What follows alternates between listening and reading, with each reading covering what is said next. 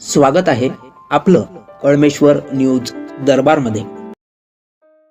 उपमुख्यमंत्री माननीय श्री एकनाथ शिंदे यांचा पत्रकारांशी संवाद, विधान भवन नागपूर, दिनांक 12/12/2025।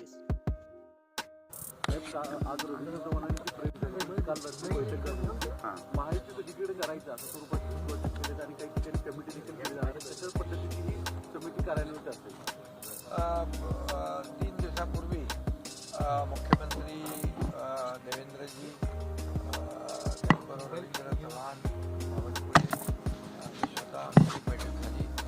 त्या बैठकीमध्ये देखील येणाऱ्या ज्या निवडणुका महापालिकेच्या आहेत त्या महायुतीने लढण्याचा निर्णय झाला आणि महायुती त्याबरोबर काल देखील रवींद्र चव्हाण भाजपचे प्रदेशाध्यक्ष आणि माझी देखील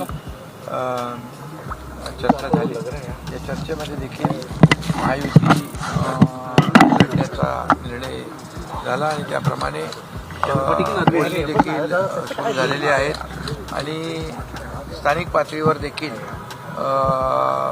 स्थानिक ज्या कमिटी आहेत आमच्या पदाधिकाऱ्यांच्या त्या एकमेकांच्या बरोबर चर्चा करतील आणि जिथं कुठं अडचण येईल त्या ठिकाणी वरिष्ठ त्याच्यामध्ये हस्तक्षेप करून तिथली अडचण दूर करतील। काही ठिकाणी राष्ट्रवादी काँग्रेसला बाजूला ठेवलं जाणार का? कारण अनेक पदाधिकाऱ्यांना मागे द्यायची नाही, असं कोणालाही बाजूला ठेवण्याचा विषय नाही। आम्ही महायुती म्हणूनच लढणार आहोत।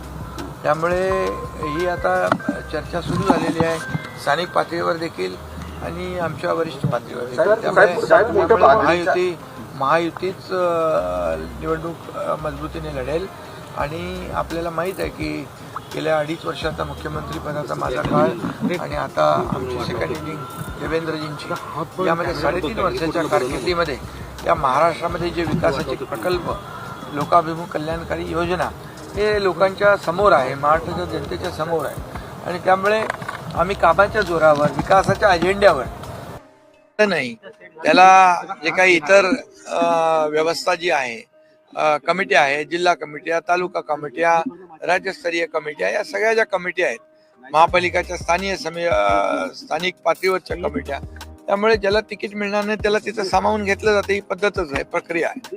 त्यामुळे महायुती जिंकेल। काल उद्धव ठाकरे आले होते, यानंतर तुम्ही देखील त्यांना उत्तर दिलं। आदित्य ठाकरे आता म्हणतात की एकनाथ शिंदे यांनी आरशात पाहिला योजनेचा प्रभाव हा मुस्लिम मतदारसंघांमध्ये आहे आणि त्याच्यात मुस्लिम महिलांची पसंती ही शिवसेना पुण्याला आहे। त्याच अनुषंगाने मुस्लिम मतदारसंघाच्या जास्त जागा त्या तुमच्या शिवसेनेला मिळतील असं पाऊल जागा आहे त्या शिवसेनेला देण्याचा जो नाही, असं काय कुठल्या जागा देण्याचा घेण्याचा असा काही विषय नाही।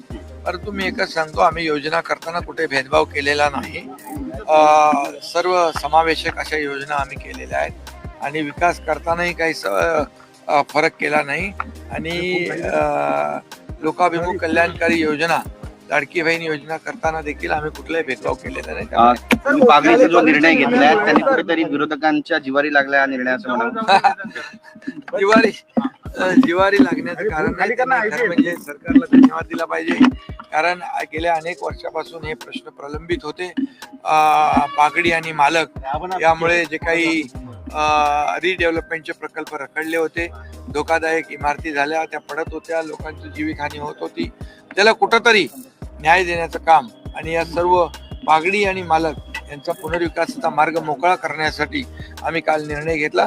यामध्ये मालक जे आहेत आणि जे पागडीधारक आहेत त्यांना दोघांनाही आम्ही त्यामध्ये न्याय देण्याचा ठरवलेला आहे आणि म्हणून पागडी मुक्त मुंबई अशा प्रकारचं जे लोकांची अपेक्षा होती ती देखील या ठिकाणी दूर होईल। पागडीमुक्त मुंबईच्या बाबतीत आदित्य ठाकरेंनी असं म्हटलंय की हे बिल्डर धाडजीनं सगळं निर्णय हा घेण्यात आलेला आहे आणि बिल्डरांना या सगळ्या जागा द्यायच्या त्याच्याबद्दलची टीका केली। पागडीमध्ये राहणारे लोक सर्वसामान्य आहेत, बिल्डर नाही आहेत, विकासक नाही आहेत, हे समजून आधी घेतलं पाहिजे आणि ज्यांना कायम बिल्डरांचीच भाषा समजते त्यांच्याबद्दल काय बोलणार। मी एवढंच सांगतो की हा निर्णय ऐतिहासिक आहे, क्रांतिकारी आहे, मुंबईतल्या लाखो लोकांना तो दिलासा देणारा आहे आणि म्हणून तो निर्णय आम्ही घेतलेला आहे त्याचबरोबर ओसीचा देखील निर्णय आम्ही घेतलेला आहे. ओसीमुळे पुनर्विकास थांबलेला आहे. त्यामध्ये विजेचं पाण्याचं बिल निवासीला दुप्पट असतं, व्यवसाय कमर्शियलला चौपट असतं. त्याचबरोबर ट्रान्झॅक्शन होत नाहीत, खरेदी विक्री होत नाही, बँकांची लोन मिळत नाहीत, पुनर्विकासामध्ये अडथळे येतात.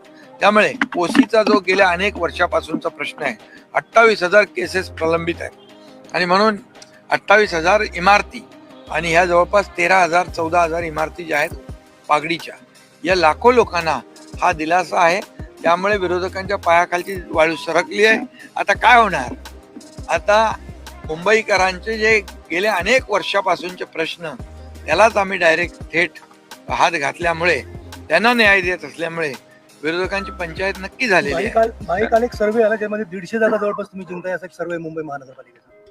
नाही, आता ठीक आहे ना, जे आता आम्ही काम करतोय महायुती म्हणून, ते त्याचा परिणाम निवडणुकीमध्ये तर दिसेलच. शेवटी मुंबईकर हा शून्य आहे. आम्ही मुंबईसाठी केलेली कामं जी आहेत ते आपण पाहतोय. मुंबई मधले कॉन्क्रीटचे रस्ते, सिवरेज ट्रीटमेंट प्लॅन्ट, थांबवलेले मेट्रो प्रकल्प, कारशेड प्रकल्प आणि जे विरोधक आज बोलत आहेत त्यांनी मुंबई जी काही अवस्था मुंबईची करून ठेवलेली आहे ती आपण जनता पाहते.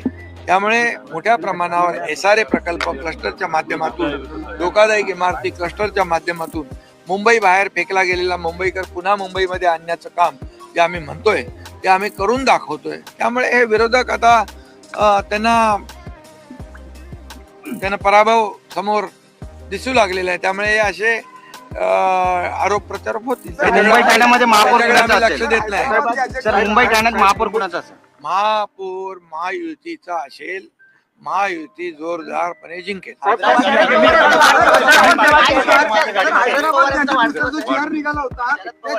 त्यांना वाढदिवसाच्या खूप खूप शुभेच्छा देतो मी आणि त्यांचं आरोग्य उत्तम राहो अशा मनापासून शुभेच्छा.